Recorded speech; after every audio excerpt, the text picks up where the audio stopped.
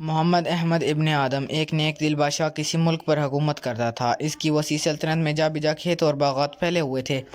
ایک دن بادشاہ اپنے محل کے باغ میں ٹہل رہا تھا کہ اسے ایک درخت کے نیچے کبوتر کے انڈے کے جتنا گندم کا دانہ ملا۔ پہلے تو وہ حیران ہوا اور اسے پتھر سمجھا، مگر جب اس نے غور سے دیکھا تو معلوم ہوا کہ وہ گندم کا دانہ ہے جو موجودہ زمانے کے دانے سے کئی گنا بڑا ہے۔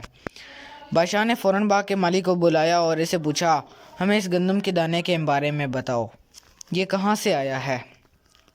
بیچارہ مالی پریشان ہو گیا کیونکہ وہ خود اتنا بڑا گندم کا دانہ پہلی بار دیکھ رہا تھا۔ اس نے جواب دیا، بادشاہ سلامت، میں نے ایسا دانہ آج سے پہلے نہ دیکھا اور نہ اس کے بارے میں کبھی سنا۔ شاید آپ کے وزیروں میں سے کسی کو اس کے بارے میں علم ہو۔ بادشاہ کو یہ مشورہ اچھا لگ گیا۔ اس نے فوراً تمام وزیروں کو دربار میں بلوا لیا۔ جب سب آ گئے تو اس نے ایک پلیٹ میں رکھے گندم کے دانے کی طرف اشارہ کر کے کہا، آج ہمیں یہ بڑا سا گندم کا دانہ اپنے باغ سے ملا ہے جسے شاید کوئی پرندہ وغیرہ اٹھا کر لایا ہوگا۔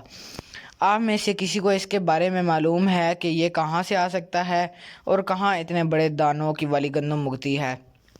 سب وزیر خاموشی سے ایک دوسرے کو دیکھ رہے تھے اور سوچ رہے تھے کہ شاید بادشاہ کو غلط فہمی ہو گئی ہے، جو اتنی بڑی چیز کو گندم کا دانہ سمجھ رہے ہیں، مگر جب انہوں نے اسے چھو کر دیکھا تو وہ بھی حیران رہ گئے۔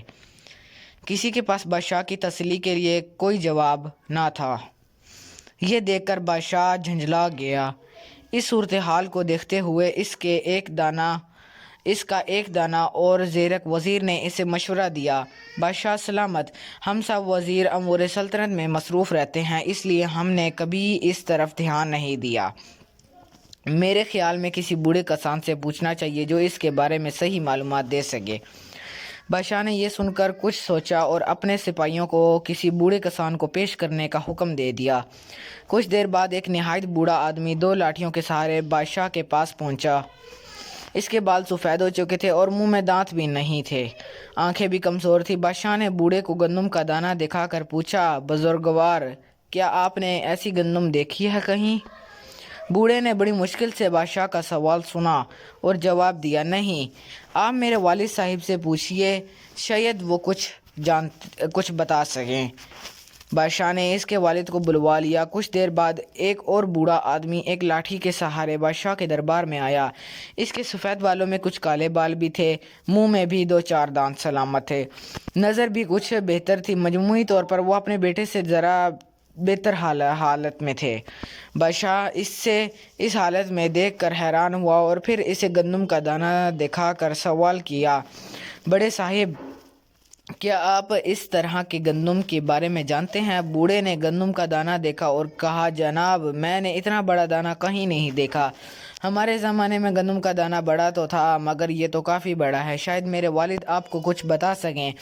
بادشاہ نے بے چینی کے عالم میں اس بوڑھے کے باپ کو دربار میں بلوا لیا۔ کچھ دیر بعد ایک شخص بغیر کسی سہارے کے دربار میں داخل ہوا۔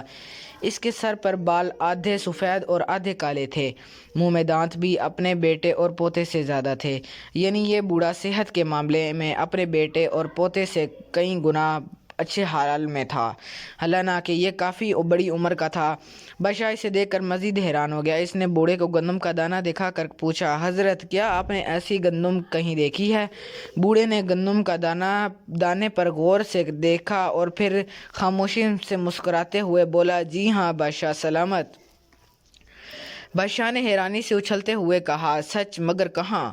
بوڑھے نے جواب دیا، جناب، گزرے زمانے میں ایسی ہی گندم کے دانے ہوا کرتے تھے، لوگ انہیں پیس کر خوب آٹا حاصل کرتے تھے، اس کا ذائقہ بھی لاجواب تھا۔ بادشاہ بولا، اچھا، اس زمانے میں گندم اتنی بڑی کیسے ہوتی تھی؟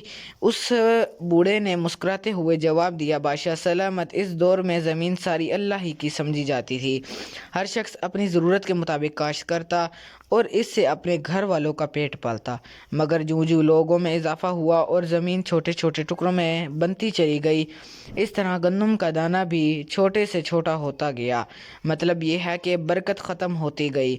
بادشاہ نے حیرانی سے بوڑھے کی بات سنی اور بولا، جناب، میرا آپ سے آخری سوال یہ ہے کہ مجھے یہ بتائیں کہ اس بات میں کیا راز ہے؟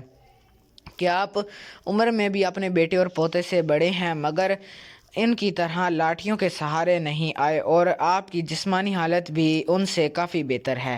یہ سن کر بوڑھا بولا، بادشاہ سلامت، دراصل بات یہ ہے کہ ہمارے دور میں ہر شخص محنتی تھا، اپنا کام خود کرتا تھا۔ ہم صبح سے شام تک لگاتار محنت کرتے تھے اور کسی دوسرے پر انحصار نہیں کرتے تھے، مگر جیسے جیسے زمانہ بدلا، لوگ دوسروں کے محتاج ہوتے گئے، کھیتوں میں کام کرنے کے لیے مزدور رکھ لیے گئے اور دیگر سہولیات سے فائدہ اٹھانا شروع کر دیا گیا۔ اس سے وہ کمزور ہوتے چلے گئے۔ میرا بیٹا ایک لاٹھی کے سہارے آیا، مطلب اس نے دوسروں پر انحصار تو کیا مگر کچھ کم، جب کہ میرا پوتا 2 لاٹھیوں کے سہارے آیا، مطلب وہ مکمل طور پر دوسروں سے کام لیتا ہے۔ آج کے لوگ اس لیے کمزور اور ناتواں ہوتے ہیں۔ بادشاہ اس بوڑھے سے بہت متاثر ہوا، اس نے اسے انعام دے کر اپنے دربار میں مشیر رکھ لیا۔